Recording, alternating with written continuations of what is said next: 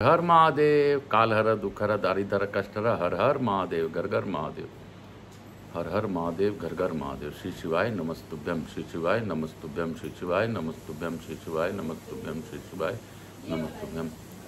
आज दिनांक 26 अप्रैल 2024, दिन शुक्रवार, हमारी माता रानी का वार।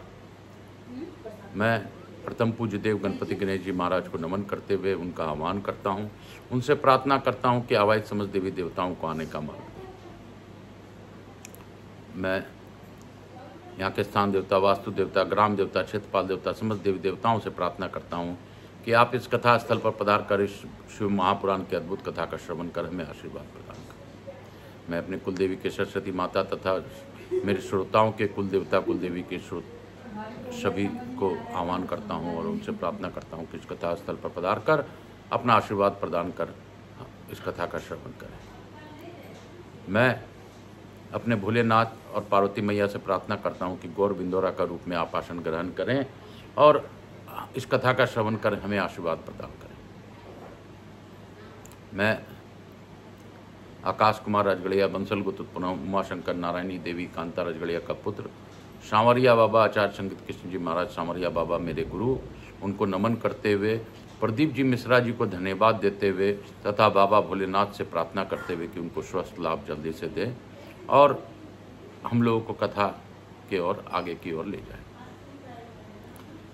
हे महादेव, मुझसे जुड़े मेरे व्यापार से जुड़े मेरे बंधु बांधव सब पर अपनी अखंड कृपा बनाए रखें। इस कथा का जो ऑनलाइन श्रवण करें उस पर विशेष कृपा बनाए रखें, उनके कष्टों का निवारण बाबा त्वरित कर दे, ऐसी मेरी प्रार्थना है। हे बाबा, इस ऑनलाइन श्रवण करने वाले मेरे श्रोताओं को दिन प्रतिदिन लोगों का कष्ट दूर हो, ऐसी मेरी भावना है।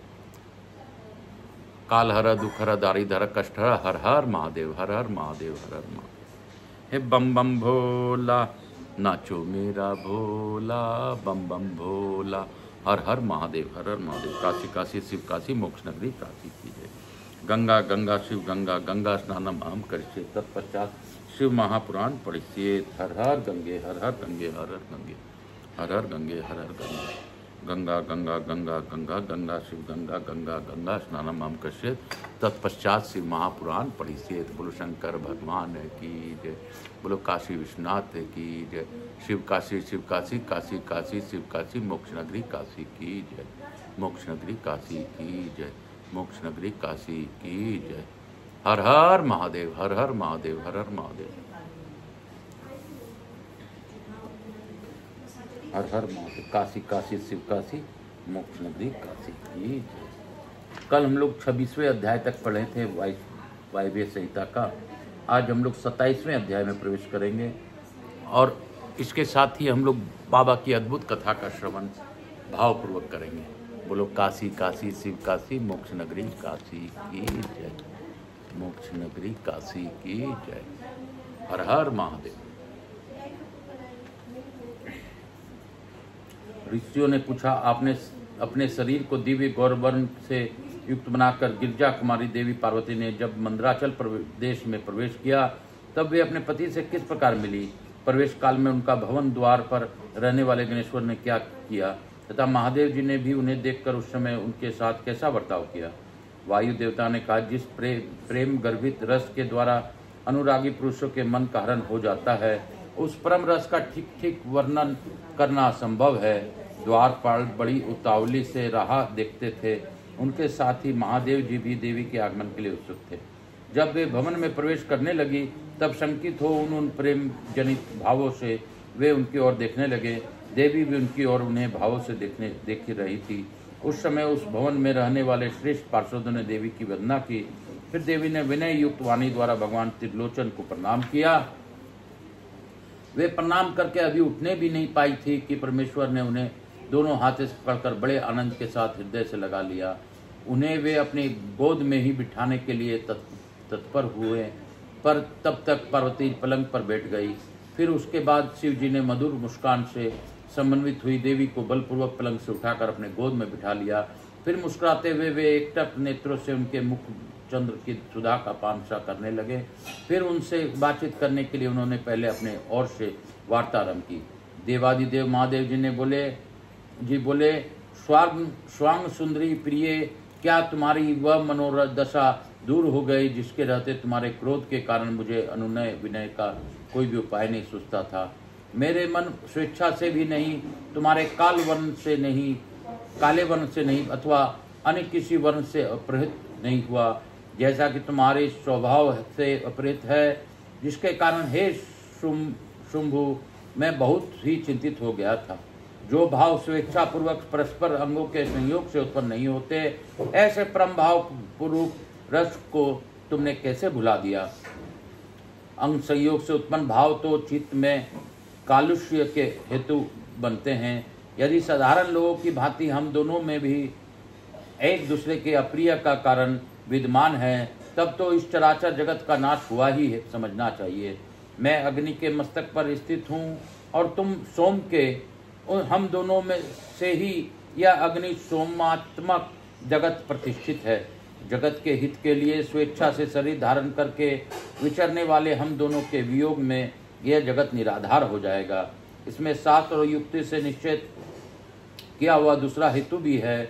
यह स्थावर जंगम रूप जगत वाणी और असमर्थ अर्थमय ही है। तुम साक्षात वाणीमय अमृत हो और मैं अर्थमय परम उत्तम अमृत हूँ। ये दोनों अमृत एक दूसरे से विलंग कैसे हो सकता है। तुम मेरे स्वरूप का बोध करने वाली विद्या हो और मैं तुम्हारे दिए हुए विश्वासपूर्ण बोध से जानने योग्य परमात्मा हूँ। हम दोनों क्रमशः विदात्मा और वेदात्मा हैं, फिर इसमें वियोग होना कैसे संभव है। मैं अपने प्रयत्न से जगत की सृष्टि और संहार नहीं करता, एकमात्र आज्ञा से ही सबकी सृष्टि और संहार उपलब्ध होते हैं। वह अत्यंत गौरवपूर्ण आज्ञा तुम ही हो। ऐश्वर्य का एकमात्र सार आज्ञा शासन है, क्योंकि वही स्वतंत्रता का लक्षण है। आज्ञा से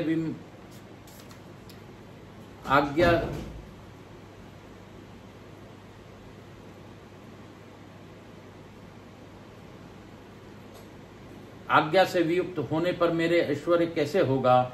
हम लोग का एक ही दूसरे से विलय होकर रहना कभी संभव नहीं है। देवताओं के कार्य के सिद्धि के उद्देश्य से ही मैंने उस दिन लीला पूर्वक व्यंग वचन कहा था। तुम्हें भी तो यह बात अज्ञात नहीं थी, फिर तुम कुपित कैसे हो गई।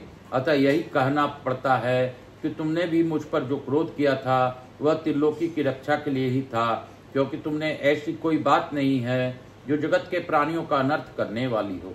इस प्रकार प्रिय वचन बोलने वाले साक्षात परमेश्वर शिव के प्रति श्रृंगार रस के सारभूत भावों की प्राकृतिक जन्मभूमि देवी पार्वती अपने पति को की कही हुई यह मनोहर बात सुनकर तथा इसे सत्य जानकर मुस्कुरा कर रह गई। लज्जावश कोई उत्तर न दे सकी।